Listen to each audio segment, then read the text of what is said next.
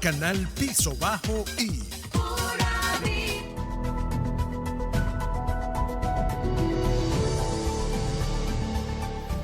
Bien, Orlando Alzuru es presidente de la Federación Venezolana de Maestros, es nuestro primer invitado esta tarde en Contexto, conversando sobre la situación del magisterio venezolano, una vez que se ha llamado a la reactivación del 100% de las actividades presenciales. Por cierto, nuestros amigos de @lacopisocafé, está también como siempre el café acompañándonos en nuestro segmento de entrevistas. Y hablábamos en la parte anterior de cómo queda esta tabla salarial, pero también hay otros temas más allá de la discusión que se puede adelantar de la tercera convención colectiva.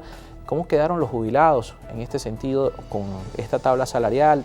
En el caso también de las primas, ¿hay alguna modificación respecto a las que previo a su jubilación pudieron también obtener? Y por supuesto de lo que establece la segunda convención. Sí, claro, el caso de los jubilados es un caso, gracias a Dios que fue así, ¿no? Porque es que el jubilado no tiene salario, tienes una asignación por jubilación.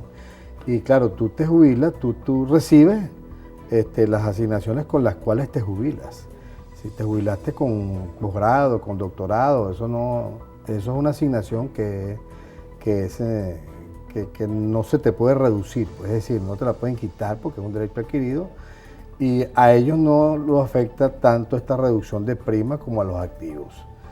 Por eso, inclusive, casi todas sus asignaciones quedaron. No creo que haya una, no he visto todavía alguna, no sé, de repente puede haber una por allí, pero la revisión que hice antes de venir al programa es que casi todas sus asignaciones están allí, están intactas, pues, no se les redujo, porque es una asignación por jubilación, no es un salario que ellos perciben, y eso es muy importante para este sector. Para este sector también, tanto de los jubilados como del personal activo, es importante lo que puede ocurrir con la previsión social, claro, con toda la parte de seguridad social. Hoy que se adelanta en esta tercera discusión y también cómo es esta realidad del día de hoy, entendiendo que el HCM en algunos casos han denunciado ha desaparecido. Por ejemplo, el sector universitario ha denunciado la desaparición de los institutos de previsión social. ¿Qué pasa con el magisterio? Bueno, mira, ese es un temazo. Es un temazo la seguridad social de los docentes y de los trabajadores en general. Pero en el caso específico de los docentes, mira, somos los que pagamos más seguridad social en el país, 13% casi de nuestro salario, y somos los que no tenemos una seguridad social garantizada, a pesar de tener un instituto de previsión social como el IPASME, que nosotros cancelamos con el 6% de nuestro salario, y bueno, nos quitan el 6%. Pero es un instituto que no presta ninguna, ni siquiera la atención primaria. Ha venido con muchas fallas. Bueno, indudablemente tiene que tener fallas cuando se le eliminó el consejo directivo, que era su órgano contralor, que era el que controlaba a la junta administradora. Entonces, en consecuencia, allí desde el año 2000 han pasado alrededor de 18 juntas administradoras, sin ningún control. ¿Por qué? Porque el órgano contralor era el consejo directivo y eso fue eliminado de un plumazo y respetando, por supuesto, el reglamento que regía al IPASME. Bueno, eso nosotros hemos discutido mucho, se ha intentado un seguro autoadministrado por el Ministerio de Educación, eso no ha tenido éxito. Se ha intentado, igual que el funerario, los seguros funerarios tampoco han tenido éxito. Ahora hay un nuevo seguro que parece entró en vigencia no hace mucho, pero parece que no cubre el monto total de no tenemos, yo no tengo particularmente las características de este seguro, pues sé que hay un seguro que la semana pasada la ministra nos informó que había un seguro funerario, pero los gremios hemos tenido que contratar empresas privadas, que los mismos afiliados, por ser un seguro colectivo, por supuesto, les es más económico. Es más económico y con eso se han ayudado a cuando sucede un evento de esta naturaleza, pues, que es un evento imprevisto para cualquier persona.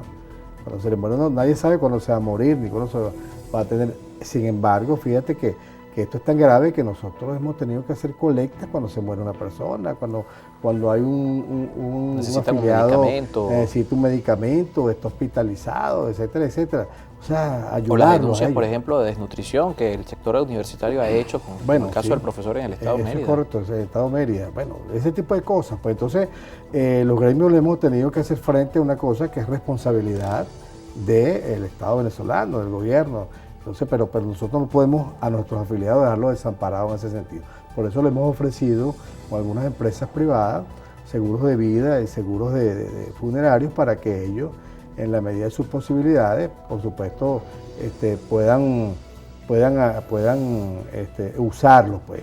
Por ejemplo, en este momento, en el caso de la Federación Venezolana de Maestros, está ofreciendo un seguro funerario que solamente donde el afiliado va a pagar 10 bolívares quincenal, pero va a tener una cobertura de más de un equivalente a $500, pues, es decir, 1.000 y pico de bolívares que eso más o menos puede cubrir o ayudar en un momento determinado al educador.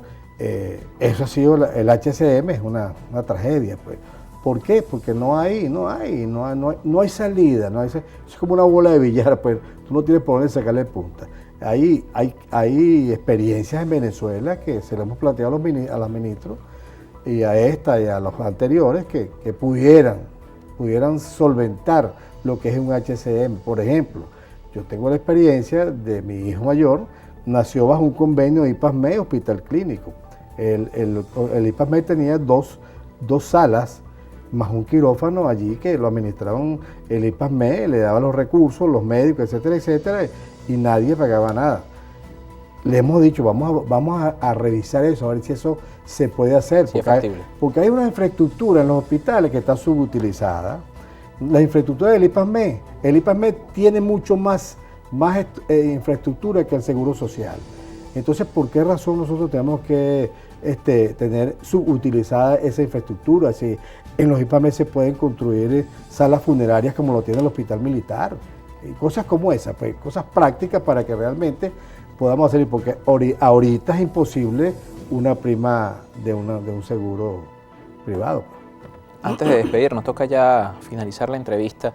Previo a hablar de ajustes de tablas salariales, de reactivación del 100% de las actividades presenciales en las escuelas, la Federación y el resto del magisterio venezolano denunciaba una disminución de la matrícula de estudiantes de educación en la UPEL, denunciaban una deserción de la profesión que podía rondar en algunos casos el 40 o el 50%.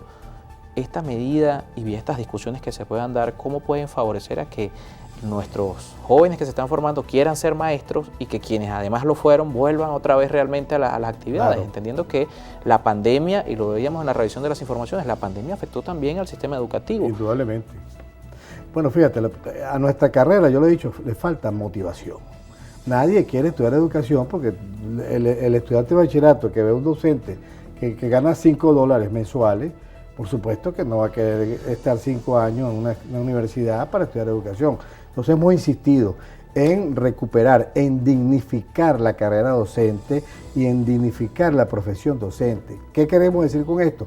Bueno, un docente tiene que tener un buen salario que le permita vivir de acuerdo al costo de la canasta básica familiar. Tiene que tener una buena seguridad social como la tenía años atrás, con un instituto que le brinde a él y a sus familiares, bueno, en el momento de un evento, que le brinde esa seguridad social que tanto uno necesita. Pues. Ese tipo de cosas tenemos nosotros que seguir insistiendo en que se refuercen, en que mientras mejor salario tenga, mientras mejor seguridad social tenga, el estudiante va a sentirse atraído por la carrera.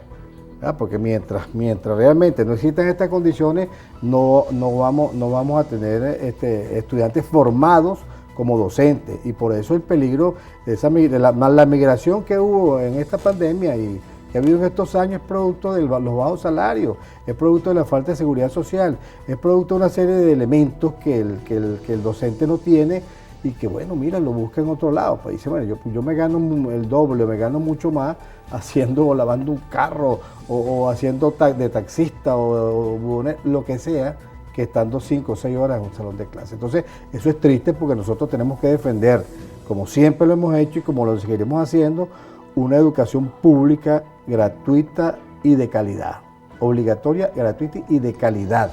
Y eso es lo que realmente se está perdiendo. Nos toca despedir. Muchísimas gracias por acompañarnos esta tarde. Gracias a ti, Carlos, por la invitación. Orlando Arzuru es presidente de la Federación Venezolana de Maestros, nuestro primer invitado la tarde de este miércoles. Hacemos un corte, pero nos mantenemos en el tema educativo. Al regreso hablamos la visión del sector privado respecto a la reactivación de las actividades al 100% y por supuesto también abordamos el tema salarial, cómo estas modificaciones pueden impactar también dentro de lo que se paga en el sector privado de la educación en nuestro país. Lo conversamos con Fausto Romeo luego de la pausa.